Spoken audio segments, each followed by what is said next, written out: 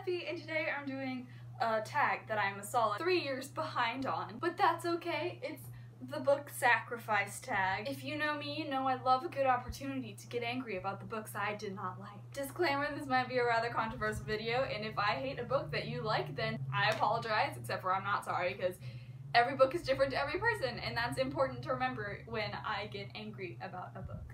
Number 1, you're at the bookstore, and suddenly the lights go out.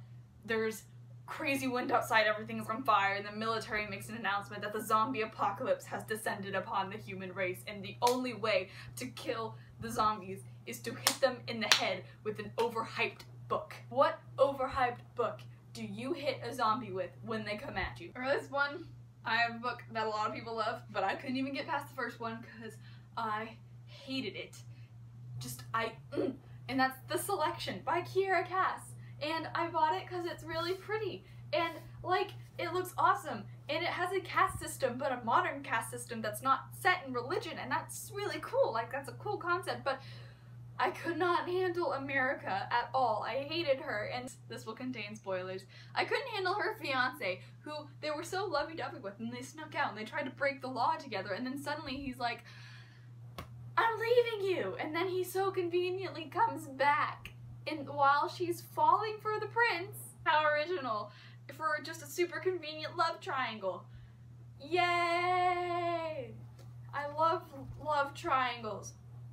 What's her name? I think her name is Celeste. That is just the epitome of everything mean in a person, and we could have multiple enemies here, and you chose just one girl to take it all out, and she's like so mean that it's unrealistic, and that was upsetting. And also they had this whole dynamic with the rebels and like people trying to storm the castle, and it was really cool, and then they didn't follow up on it, and there was nothing about this book that I enjoyed, and it was like 300 pages, and it took me a solid 3 days to get through, even though I read really fast, and I was going through a phase where I was like reading a book every other day. But so bad, and I will not be reading any more of these books.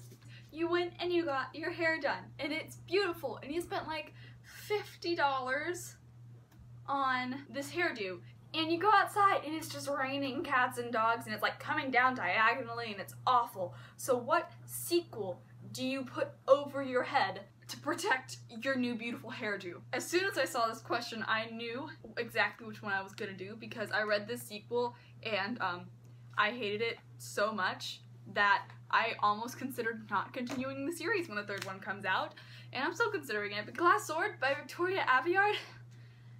Come on. Like, it was just a filler book, and nothing really happened. This entire video is gonna contain spoilers if you haven't figured that out. She defeats the queen, Ilana, but there is no scene. There's no massive battle scene. Like, you know, you want a big battle scene, and it's amazing, and like, I want that, give it to me. And there wasn't one. She was just attacking her, and then gravity got all screwed up, and then she was dead, and I couldn't, and it was really boring, and like, it was just, and I'm gonna read RQ3 when it comes out, but, cause I mean, I feel like you can't get much worse than this. In my notes, the last thing I wrote was, I'm so glad that's over.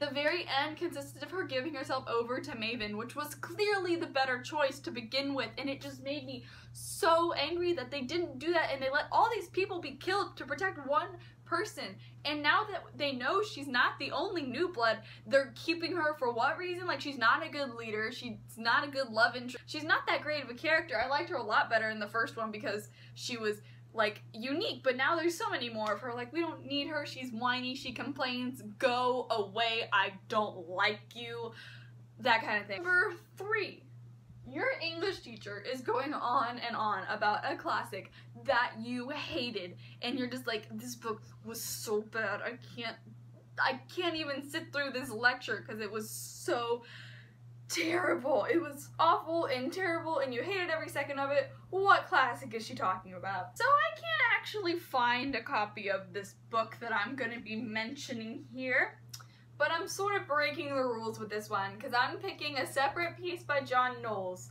Personally, I didn't find anything wrong with this book. I liked this book. It was just the way that public schools are portraying this book. They're portraying it as a perfectly normal heterosexual fiction, and it's not. It was classified literally as a piece of homoerotic fiction, which means, credits to Andrew for telling me this, thank you, that there is lots of gay instances that lead to a gay climax, but nothing gay happens. It's like everyone just accepts that they're gay, except for the teachers.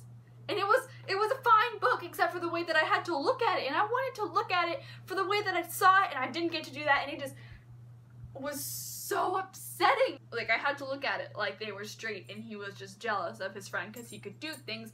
Even my mom had to read it in her school, and she knew that they were a lot gay. If I wanted an A, I had to look at it the way it was presented to me, and that just didn't let me enjoy it. Okay, number 4.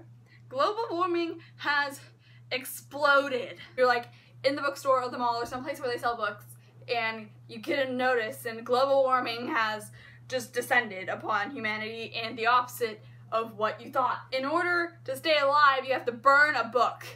What book are you going to burn?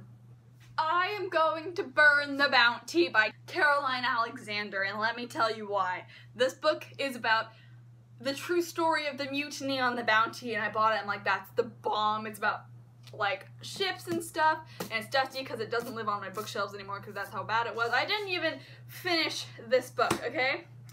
So it's a true story of the mutiny on the Bounty. Mutiny happens about 120 pages in of a solid 400 or 500 page book, okay? And the rest is like them being prosecuted, which is okay, but not what I wanted, and it's not what was advertised. Like, okay, I understand that that's part of the mutiny, but it shouldn't be all of the mutiny. In 1789, people could write in 1789. They could definitely have had diaries and stuff because the ship didn't sink or anything. They just tipped the captain off. If this book weren't so pretty, I probably would have burned it already because I just wasted so much of my life trying to read it, and it's beautiful, and I was so not having it.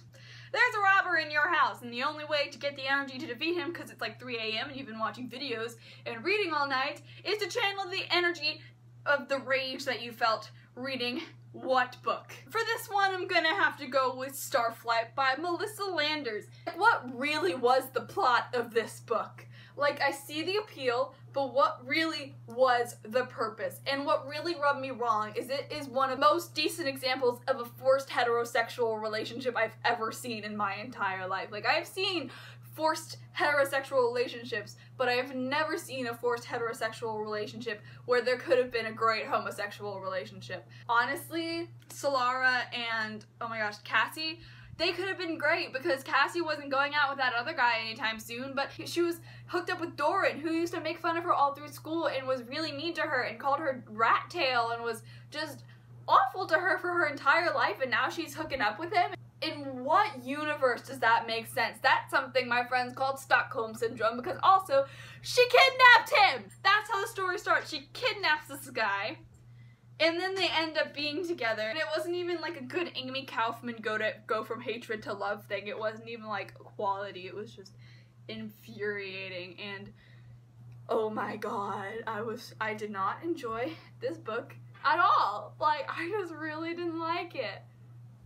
Don't get me wrong, like, I love to talk about the good feels that I feel in books, but sometimes I just really gotta talk about the bad feels that I feel in books, because sometimes there's a book that you just kinda like, ugh, and that's understandable, and it happens to me all the time, and that's why I'm here to talk about it. I have 2 things to mention. One, it's my birthday tomorrow, so you'll be seeing a birthday book haul very soon. That's really exciting. I'm turning 16. Please leave me questions that you want me to answer in a Q&A, because I really want to do a Q&A, and so like you guys can get to know me. Leave multiple questions if you have multiple questions so I have more questions to answer. I like to answer questions. It gives me good outlines for videos. You can leave me questions under any of my videos. That's all. I'm Effie. Thanks for watching. If you like it, please give it a thumbs up and subscribe to me. Talk to your friends about me because I think I'm pretty cool. That's all. Bye!